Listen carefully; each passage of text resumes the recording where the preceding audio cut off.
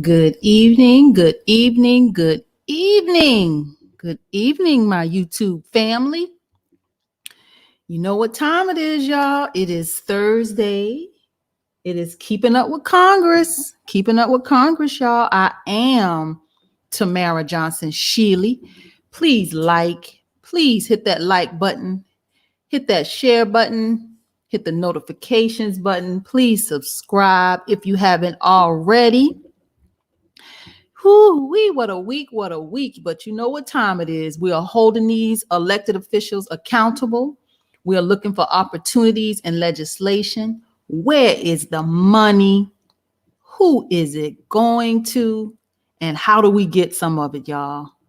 Keeping up with Congress. So, this is always, let me share my full screen. Always brought to you by Withhold the Vote. Withhold the Vote, where we hold elected officials and candidates accountable. I told y'all the pimp game is over. No more do we go to the polls and give these votes away for free. No more. They tried to make withhold the vote be something that it wasn't, like we were saying don't vote. We're not saying don't vote. We're saying be strategic with that vote. Everybody doesn't get that vote. Just because they got a D behind their name, just because they got an R behind their name, just because they black, just because they white, just because they're male, just because they female, we're not going to the polls strategically. Most of us are emotional. Oh, I like her. I like him. Like them. We don't have to like these people. We have to make sure that they are taking the policies that we want, taking that and doing their jobs, right? Keeping Up with Congress, y'all. So, of course, I come to you Monday, Tuesday, Wednesday, Thursday, 7 p.m. to 7:30 p.m. Eastern Standard Time. Let's dive in. We're not going to have as many bills tonight, but we're going to go into some real teaching. Some of the stuff I read, I felt like, we needed to dive in just a little bit, and I kept going down this rabbit hole. So I figured, you know what? Since we're going down this rabbit hole, we'll just not have as many bills tonight, and let's learn a little something. All right, let's dive in. I always like to bring you reparations information. Let me make this a bit larger.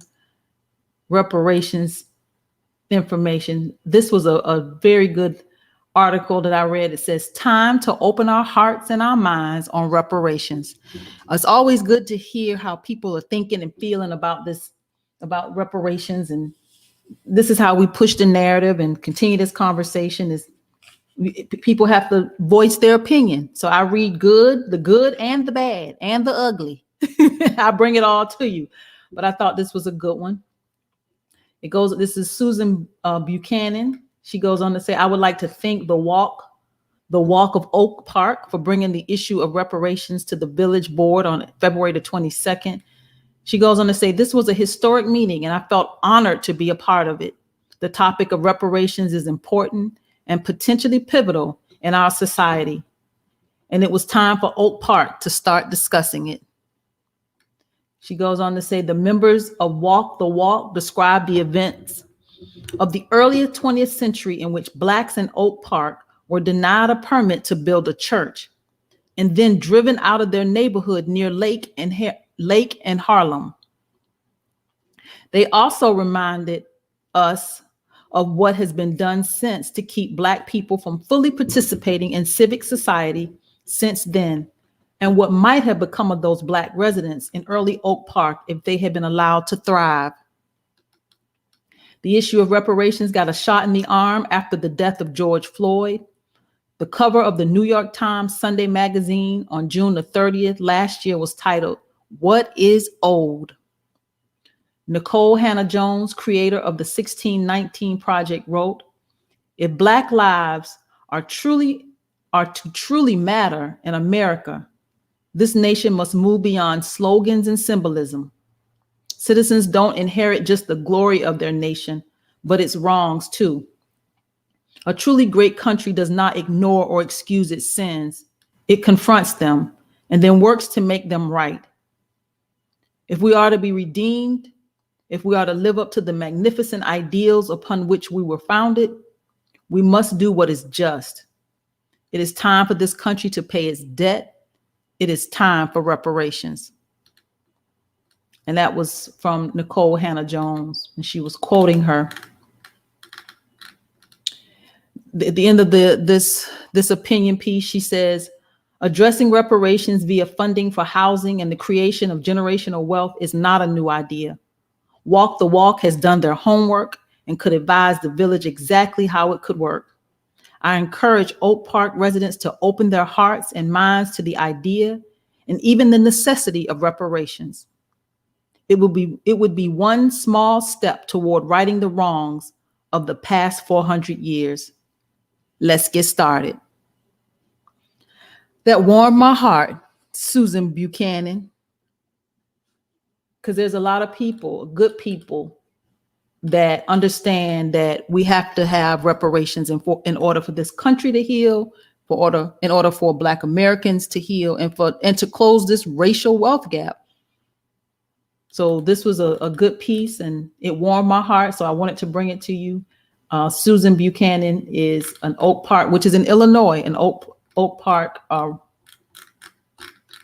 resident, and she's the trustee in the Oak Park Village. I always like to bring you some business news as well. This is Goldman Sachs pledges $10 billion to support advancement of Black women. $10 billion to advance and support Black women. It says Goldman Sachs said on Wednesday it will commit $10 billion over the next decade toward advancing racial equity and economic opportunity for Black women. Goldman is partnering with Black women-led organizations to better understand the barriers Black women face. It says the bank will also invest $100 million in philanthropic capital over the next 10 years. The targeted funding will take the form of direct investing as well as grants. The firm said initial investments are underway. Goes on to say, in conjunction with this funding announcement, Goldman released a report called Black Womenomics, seeking to quantify the gender and racial biases that Black women have faced and continue to face. So thank you, Goldman Sachs, for this $10 billion over the next 10 years. Y'all, there's monies coming down the pike. I keep telling you to get in position. If you don't have a business, you don't have a nonprofit, get in position, y'all, because there's monies that are on the way. Get in position. I don't believe that, corporate America is going to save us from this pandemic. I do not. I believe that there's a shift happening, and whatever you like to do, whatever you want to do, this is your opportunity to do it. Get in position, y'all. I know my phone not ringing in the middle of this broadcast. Hold on, y'all.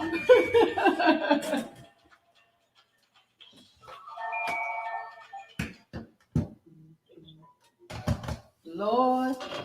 Only lie. Like yesterday, my son, today, my phone, right? I'm sorry, y'all.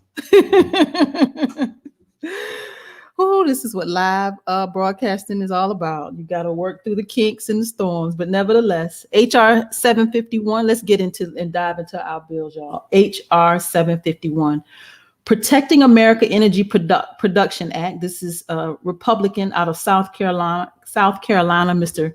Representative Jeff Duncan, Republican out of South Carolina, Protecting American Energy Production Act. I found this quite interesting, y'all. You know, I told you I take very special interest in food, air, water, and land. Food, air, water, and land. So Duncan, I wanted to read what he had to say because I just found him quite interesting, and you'll see why. So Congressman Jeff Duncan, South Carolina, District 3, member of the House Energy and Commerce Committee, and he's the co-chair of the House Energy Action Team, introduced the Protecting American Energy Production Act. This is his quote. The Biden administration has wasted no time in undermining American energy production and eliminating thousands of good-paying jobs in the process. President Biden's devastating energy agenda is wreaking havoc on our dominant energy security achieved under the Trump administration. By signing executive orders that prohibit the issuance of new oil and gas leases on federal land, the president is signaling he will use any means necessary to eliminate fossil fuel production in the U.S. Instead of prioritizing American jobs and American energy, President Biden would rather appease the far left and rely on energy from foreign adversaries who have negligent environmental standards and promote policies with harmful economic implications. Y'all, he mad at Biden. He is mad at Joe Biden. Let me make this bigger. Y'all can really see it. He mad. He goes on to say, due to the work of the Trump administration and innovation in our oil and gas sector, the United States is the #1 oil and gas producer in the world. Now that I didn't know. So I'm going to read that sentence one more time. It says, due to the work of the Trump administration and innovation in our oil and gas sectors, the United States is #1 in oil and gas producer, is the #1 oil and gas producer in the world. According to a recent study, placing a moratorium on hydraulic fracturing, and I'm going to tell y'all what this hydraulic fracturing is. Placing a moratorium on hydraulic fracturing would mean a $900 billion increase in U.S. household energy cost, $77.1 trillion in potential losses to the economy through 2030, and over 7 million fewer jobs by 2022. Further, it will force the U.S. to import 40% of our oil and petroleum products and 29% of our natural gas by 2030. The Protecting American Energy Production Act would prohibit the president from banning fracking and in turn safeguard our energy production, our national security, and the livelihood of thousands of Americans. They are not oil and gas and drilling. He done pissed off. They mad at Biden. They mad at him. So hydraulic fracturing or fracking as we know it. Make this a little bigger. It is. Okay, good. Fracking. So it is a drilling method used to extract petroleum or oil or natural gas from deep in the earth. In the fracking process, cracks in and below the earth's surface are opened and widened by injecting water, chemicals, and sand at high pressure. So I wanted to let you see, hear a little bit of what is fracking and why is it bad. It says, in addition to the waste, fracking can cause subsurface geological shifts in the ground, causes settling, small earthquakes, or the release of other trapped gases underground, such as methane. Fracking also requires the use of huge amounts of fresh water, which must often be transported to the fracking site. Energy, y'all. Clean energy, coal, oil, gas, wind, solar. They fighting it out, y'all. Keeping up with Congress. Let's keep our eyes on, because Representative Jeff Duncan, Republican out of South Carolina, he is big mad. Big mad.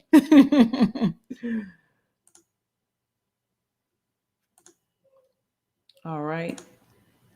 HR 752 is to amend the Ethics in Government Act of 1978 to require federal political appointees to sign a binding ethics pledge and for other purposes. So to amend the Ethics in Government Act of 1978 to require federal political appointees to sign a binding ethics pledge. This is Republican Mike Gallagher, Republican out of Wisconsin. So this bill provides statutory authority for provisions of the executive order titled Ethics Commitments by Executive Branch Appointees, which was issued on January 28, 2017, and was revoked on January 20th, 2021 by President Donald J. Trump.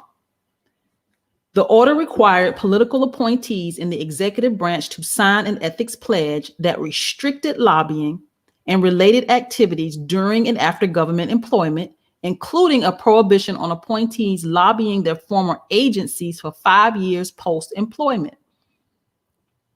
On January 20th, 2021, President Joseph R. Biden issued a new executive order titled Ethics Commitments by Executive Branch Personnel, which requires appointees to sign an ethics pledge with both similar and different provisions. Now, among other differences, the order's pledge restricts appointees from accepting cash payments or non-cash benefits from former employees that are contingent on government employment. I know that was a lot. It talks about the golden parachutes, and I'll explain what the golden parachutes was. But this Representative Mike Gallagher, I looked him up. He doesn't seem to be a Trump Republican. So I'm gonna come back to this bill, but let me tell you what the golden parachute is, because it refers to the golden parachute. For those of you that don't know, a golden parachute is an agreement between a company and an employee specifying that the employee will receive certain significant benefits if employment is terminated. These may include severance pay, cash bonuses, stock options, or other benefits. It's a golden parachute. If we get rid of you, you're gonna leave here with the golden parachute. You'll be straight, like we say in the streets. You'll be straight. I'm gonna come back to I'm gonna come back to this representative, because I looked him up. I wanted to look up this representative. Let me go to HR 753. I'm gonna come back to him because this is another one of his bills. HR 753 is the Serve the People, Not the Swamp Act. So he's not a Donald Trump Republican. He's seems to be more of an establishment Republican. So this bill, Serve the People, Not the Swamp Act. I looked it up. I found this quite interesting. This is how I figured out, how he kind of thinks. So Representative Mike Gallagher, Republican out of Wisconsin, today introduced a package of common sense reforms that would help make Congress better serve the American people. The bills would change the incentive structure for members of Congress and high-ranking executive branch officials by putting into place tough lobbying restrictions, terminating taxpayer-funded pensions for members of Congress, and requiring Congress to stay in session until it passes a balanced budget. I ain't mad at this Republican, y'all. The reason why I looked him up, because I ain't mad at him. Just this last sentence alone, right? This, just this alone, it says the bills that I'm going to tell you about in just a minute, the bills would change the incentive structure for members of Congress and high-ranking executive branch officials by putting into place tough lobbying restrictions. Because a lot of these people, they leave Congress and come back and lobby the same people that they was working for and working with. It's just a mess. It is the swamp. So it goes on to say, terminating taxpayer-funded pensions for members of Congress. Yeah, they straight. Like I said, they leave Congress and be straight. And requiring Congress to stay in session until it passes a balanced budget. Yeah, if y'all can't figure it out, y'all have to stay there until you figure it out. That's what you're getting paid for. I'm not mad at this Republican, y'all. I had to look him up. I think I might like him.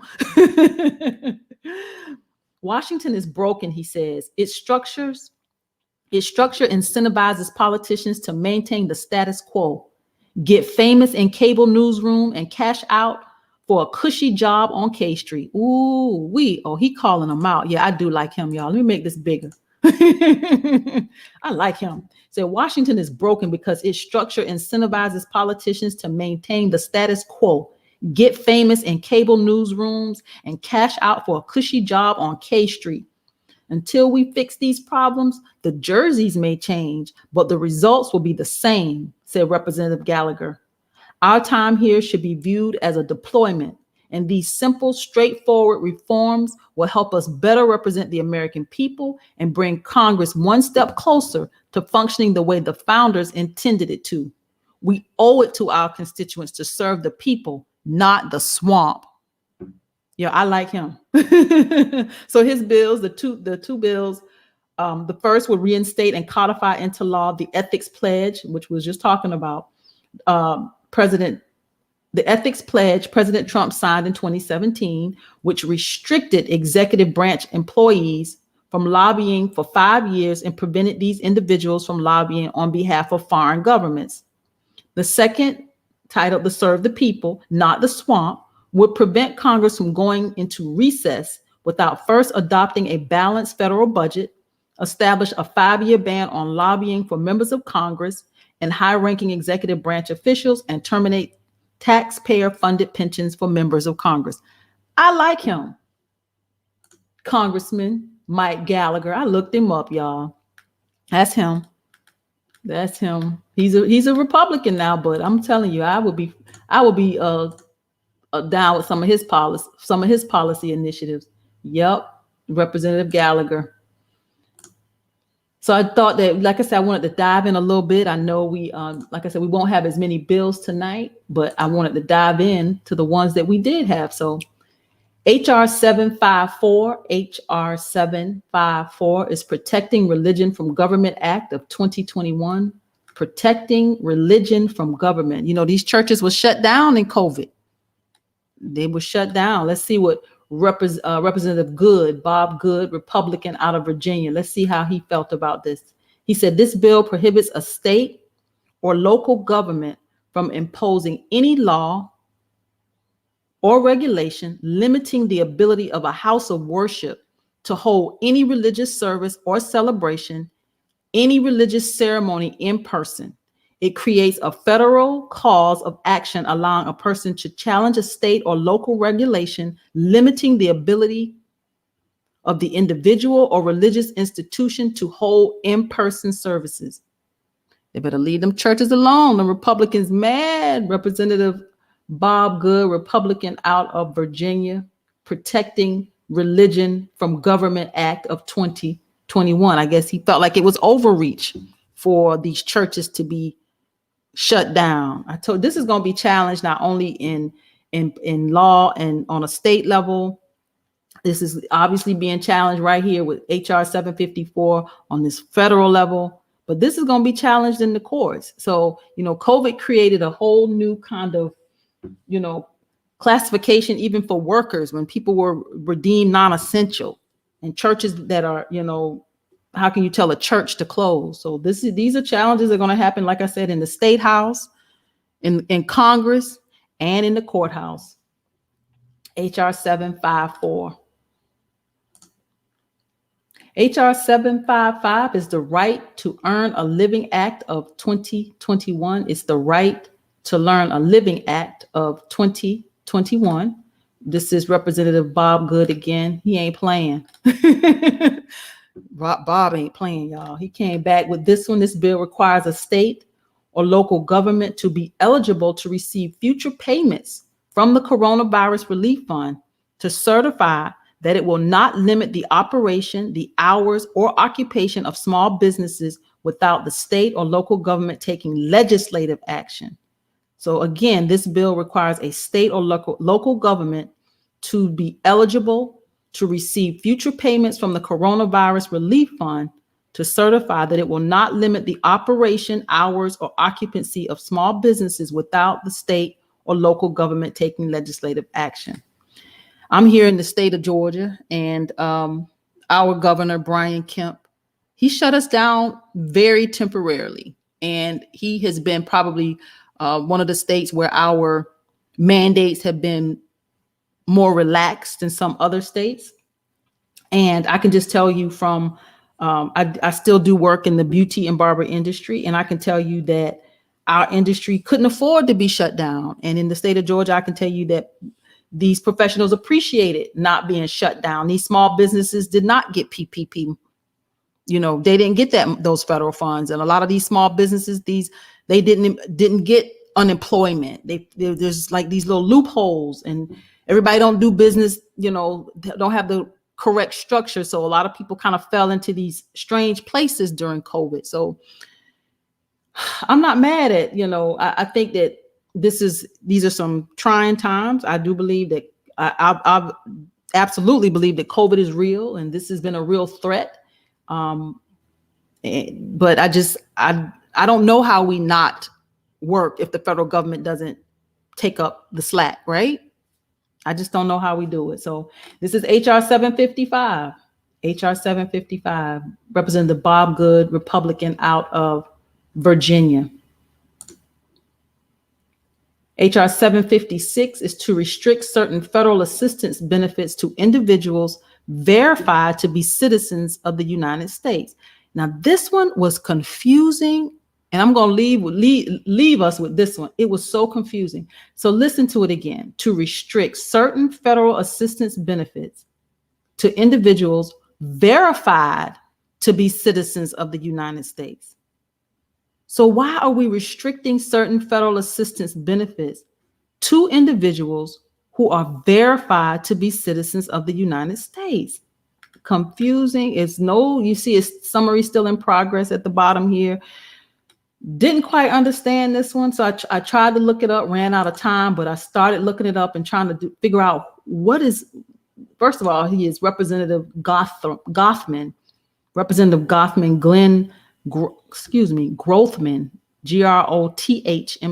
Glenn Grothman, Republican out of Wisconsin. I started just trying to figure out what he was talking about. So this is something that has been introduced before in a previous Congress. And it says to restrict certain federal assistance benefits to individuals verified to be citizens of the United States. So the bill defines a federal assistance program. It tells you what it is. Any provision of the federal law other than the Internal Revenue Code of 1986 or any other federal law pertaining to taxation that authorizes a benefit to be furnished for which eligibility is based in whole or in part on the income or resources of the beneficiary, and includes any provisions of the Social Security Act that authorizes a benefit to be furnished. Y'all, I still didn't understand it. Y'all didn't understand that, and I still didn't understand it. So here's a talking point that he has. It says this bill would negatively impact. I'm not sure if this is the policy source. This is their talking point. They said this bill would negatively impact well-being by restricting the ability of immigrant families to achieve financial stability that leads to thriving communities across the country. So again, this bill would negatively impact well-being by restricting the ability of immigrant families to achieve financial stability that leads to thriving communities across the country.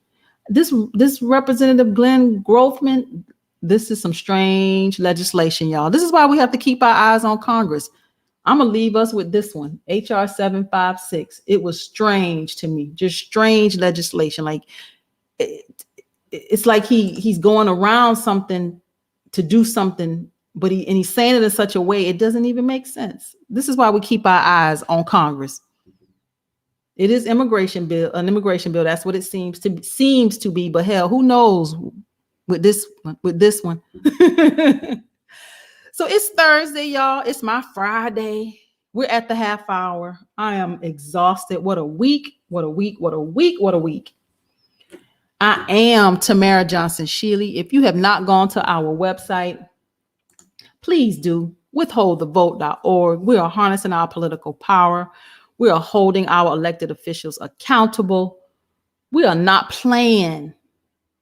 We are not playing. We're not going back to sleep. I'm so nervous that many people will get comfortable with Biden.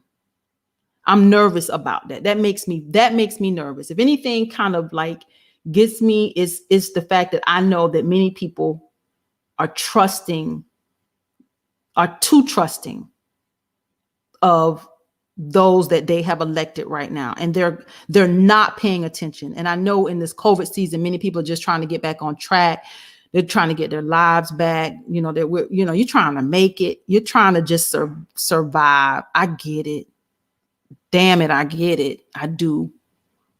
But we can't afford to go back to sleep, because these politicians and these policies are not trickling down to those that need the most support, those that need the most help. They're not. They're not. And then the ones that we think that we've elected that's going to do that for us, they get there and they either get, comfortable themselves or they don't know how.